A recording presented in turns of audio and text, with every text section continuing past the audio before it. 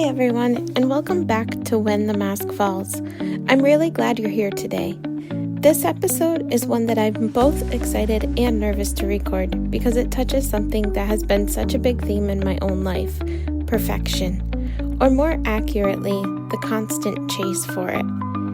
If you've ever felt like you had to look put together, sound put together, have the right answers, keep your house spotless, your work flawless, your kids perfect, and your smile convincing, then this episode is for you.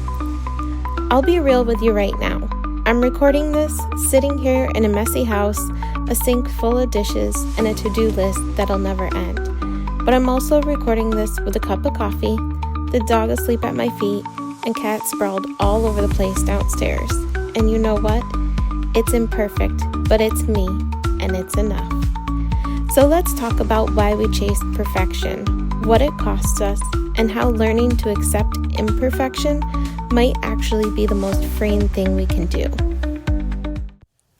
Let me start with my own story. I can't remember a time in my life when perfectionism wasn't there in the background. Growing up, I felt like I had to be responsible, the one who didn't mess up. I had to get good grades, be polite, and dependable. And when I did mess up, I felt like it was the end of the world. Fast forward to adulthood, I carry that same mindset into everything. At work, I double-check the numbers until my eyes are blurred. I'm terrified of being wrong. At home, I want things spotless so that if anyone comes over, it doesn't look like my life is utter chaos. And in Rotary, I want to make sure events look seamless, even if behind the scenes it's a little crazy. If I'm being honest, where perfectionism cuts me deepest is in motherhood. Becoming a mom as a single mother changed everything. There's already so much pressure to get it right as a parent, but when you're raising a child on your own, that pressure multiplies. I felt like every decision I had made had to be flawless because there wasn't anyone else to pick up the slack. And due to divorce and shared custody, it wasn't just about my daughter. It was about proving myself in the eyes of the courts, the lawyers, and the judges. And not just once. I swear I've been through practically every single court in New York State. Each time, it felt like I had to perform perfection to show that I was a good parent and stable and one who had everything together. It wasn't just about parenting, it was about survival. One wrong move, one bad impression, and it felt like everything could be taken away. That drove me into this spiral of perfectionism, where mistakes weren't just mistakes. They felt like threats to my whole life. And let me tell you, carrying that weight while also working, going to school full-time, and trying to show up for my daughter was crushing. Perfectionism wasn't just a personality quirk at that point. It was armor. It was defense. And it was my way of trying to stay safe in a world that felt like it was always questioning me. The perfectionist voice in my head sounded even louder then. Don't let them see you slip. Don't let them see you tired. And definitely don't let them see the cracks that they'll use against you. And for years, I believed it. The thing about perfection is, it's an illusion. It doesn't exist, and it never has. We live in a world that sells us perfect every single day. Perfect Instagram posts, perfect family photos, perfect houses with perfect lighting. And I don't know about you, but sometimes I look at that and I think, why can't I have my life together like that? But the truth is, those perfect snapshots aren't real. They're curated, filtered, and cropped. They don't show the mess behind the camera or the fight before the photo or the tears after the event. And perfection isn't just on social media. It shows up at work too. The expectation that you're always on top of everything, never missing a detail, always presenting with confidence. Or even in family life, the idea that if your kid misbehaves, must mean you failed as a parent. We buy into this illusion because it promises safety. If I look perfect, maybe I won't be judged. If I do everything flawlessly, maybe I'll finally feel worthy. But here's the reality. It's a hamster wheel. You keep running, but you never get anywhere. Let's talk about what chasing perfect actually costs us. For me, the biggest cost was joy. I could accomplish something great, but instead of celebrating, I would instantly pick apart at what could have been better. No moment was ever good enough. It's also cost me connection.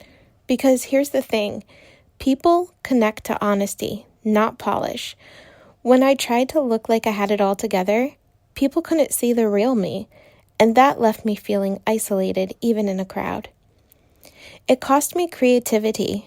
There's so many projects that I've delayed, whether it was starting this podcast or posting something on social media or even launching rescue events because I need them to be perfect before putting them out into the world. And spoiler alert, if you wait for perfect, you'll be waiting forever. And honestly, the heaviest cost is it hurt my mental health. Perfection feeds anxiety, depression, ADHD paralysis. It kept me stuck in cycles of guilt and self-criticism. I want you to stop and think, where is chasing perfect costing you? Now let's flip this. What happens when we let go of perfect and start embracing imperfection? I'll give you some real examples. There have been Rotary events that I've helped where things didn't go as planned. Someone forgot a part, something started late, or the decorations weren't what we imagined. And yet, it still brought people together, still created memories, and still mattered. There's been rescue adoptions where things got messy. A cat had an unexpected medical issue, paperwork got mixed up, and still, the cats found homes, and that is what matters. Even this podcast, if I waited until every episode was perfectly written, perfectly recorded, perfectly edited, you would never hear a word from me. It's messy. I stumble over words sometimes, but people still connect because it's real. When we embrace imperfection, we actually make space for growth, for laughter, for surprise, and for connection. We stop obsessing about how things look and we start noticing how they feel. Let's talk about how we can actually practice imperfection, because it's not just a switch you flip, it's a habit you build. Number 1, you can reframe the voice. When your inner critic says, "This isn't good enough," respond with, "It's good enough for me today." 2, redefine success. Instead of success equals perfect, try success equals authentic, or success equals progress, or even success equals just showing up. 3, permission slips. I literally give myself permission sometimes to be imperfect. It's okay to say out loud, "This doesn't have to be perfect to matter." 4, practice vulnerability. Share something unpolished. Post a real photo without a filter. Tell a story about a mistake you've made and watch how people respond with empathy, not judgment. If you see that judgment, there's a very easy block and delete button. 5, celebrate the flaws. Start noticing where the imperfection makes things better. A typo that made someone laugh, a messy event that became more memorable, a stumble that made a speech more relatable. I'll be honest, this is still hard for me. I still cringe when I send something with a typo. I still feel like I should look more professional at times, but I'm learning to catch myself and say, "Hey, you're human, and that's okay." I want to invite you into a reflection moment. Take a breath. Think about your own life. Why are you chasing perfection right now? Is it in your work, your home, your relationships, your body? What would it look like to loosen that grip just a little, to choose good enough instead of perfect? Maybe it's leaving the dishes in the sink so you can sit with your kids. Maybe it's sending that email without triple checking it. Maybe it's wearing jeans and a hoodie instead of stressing about the perfect outfit.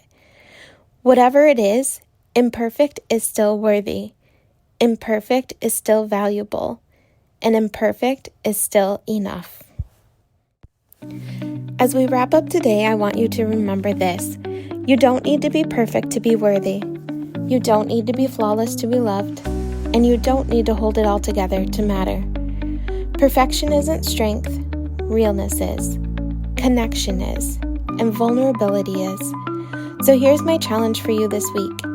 Do one thing imperfectly. Send the email. Show up late. Wear the comfy clothes. Post the unedited photo. And let people see the real you. Because when the mask falls off, when the perfection mask comes off, that's when people can actually love you for who you are. Thank you for spending this time with me. If this episode resonated with you, I'd love if you shared it with someone who might need the reminder that they're enough. Until next time, keep showing up messy, human, and real. That's where the magic is.